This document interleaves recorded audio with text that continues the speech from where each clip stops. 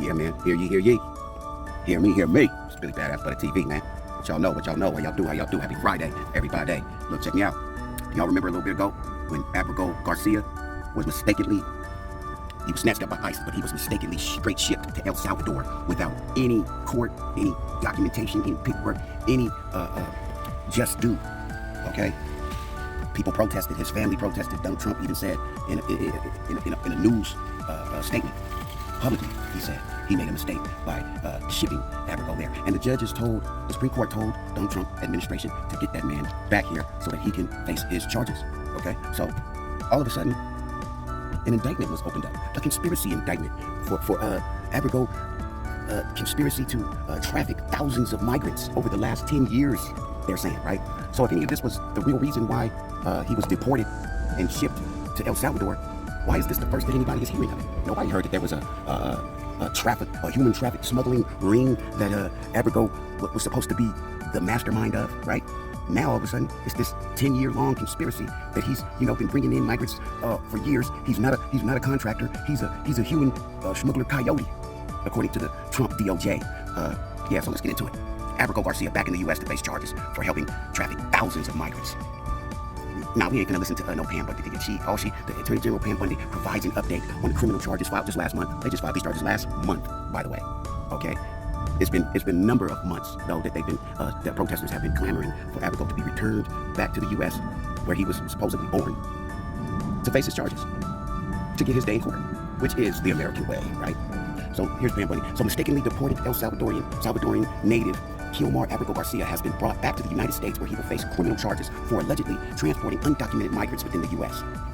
More than 2 months after the Trump administration admitted it mistakenly deported Abrego García from Maryland to his native El Salvador, a federal grand jury has indicted him for allegedly transporting undocumented migrants within the United States. A 2-count indictment, which only names this one man. It's a smuggling ring, been going on for 10 years, but apparently only one person in the conspiracy, Abrego, right? 2-count indictment, which was filed under seal in federal court in Tennessee.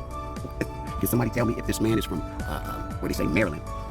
Why is the Trump DOJ filing in front of a judge in Tennessee and not the Southern District of New York? If it's a federal charges, why wouldn't the Southern District of New York or the district in Maryland, D.C., where he's from, right?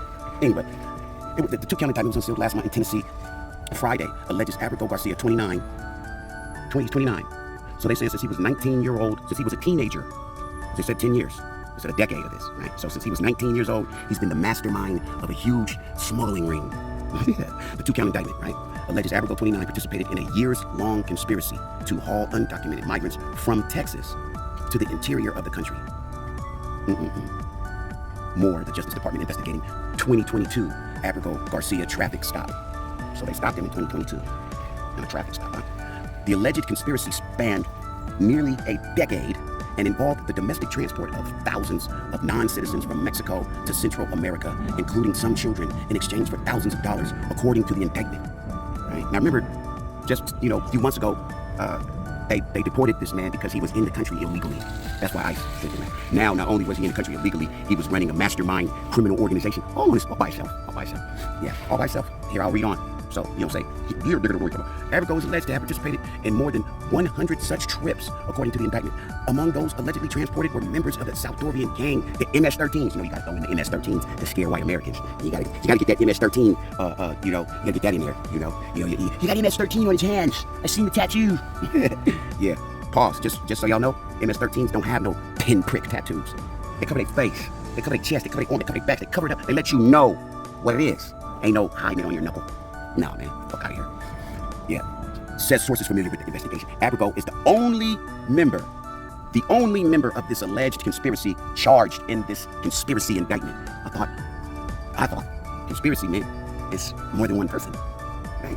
I mean, they can't be counting the people that he smuggled in, because wouldn't that make the people he smuggled in his victims? Oh, no, they're the anyway, yeah, whatever. So his return to the U.S. comes after the Trump administration repeatedly said that they were unable to bring him back despite his mistaken deportation. Yeah, see that? The Trump administration said that. He was placed in the back seat of a truck by ICE agents after arriving in Nashville, Tennessee. Ooh, Nashville, Tennessee. Boy, they gonna hang him down there, ain't they? Ooh, what they gonna do with him down in Nashville? Well, how did he get up out of Nashville? How did he bring down there? He left from Nashville. fuck out of here, bro. Why you ain't charging people with the crime of the state? Why you ain't in Texas? They thought they said from Texas today. Anyway, yeah, June 6th. Damn, so that means he just got here today. Abrego just touched down today, y'all. Yeah, Attorney General Pam Bundy at a Friday afternoon press conference thanked the Salvadorian president, Nayib Bukele, for agreeing to return Abrego Garcia to the United States. Now remember, wasn't she saying just last month that they didn't know where he was and they couldn't find him and there was no way, it was impossible to bring him back? And that I even heard Pam Bundy say that the El Salvadorian president refused to send him back. I remember that interview. It's gonna come. The interview will come out. They're gonna show her saying that. Because that's how the press works. They press play. Because you on tape. But some people don't care about the tape or the past conversations or what he or she said last week. They just change it like they changed their ass diapers. Anyway, our government presented El Salvador with an arrest warrant, and they agreed to return him to our country. Bundy said, "Oh, Pam, it was that easy, huh?" Oh, Pam said that. We gonna go back and show how hard she said it was a couple weeks ago. It was that easy. She just gave him that. Man, Bundy said that if Abrego Garcia is convicted of the charges upon the completion of his sentence, he will be deported back to his home country of El Salvador. Hey, Pam Bundy, what if he's acquitted of the charges? Then what y'all gonna do? Oh, y'all got the deck stacked? Because Pam, you talking like y'all just, it's a for sure conviction. Where they do that at? What happened to innocent until proven guilty in the court of law? Oh, it don't. That don't count.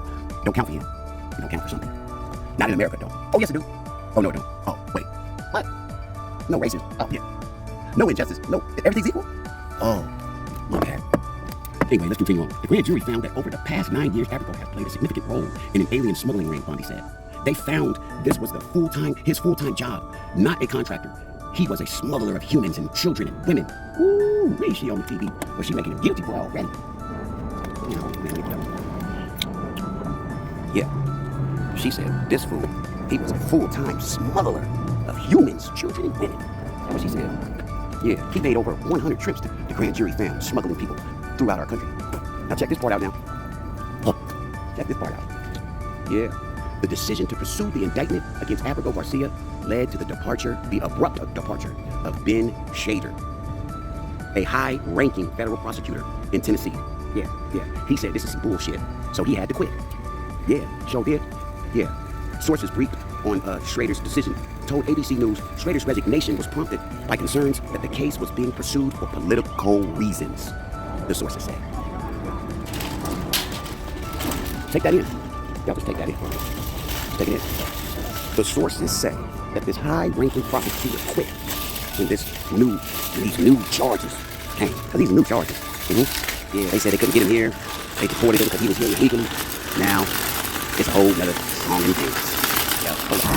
Yeah, hear ye.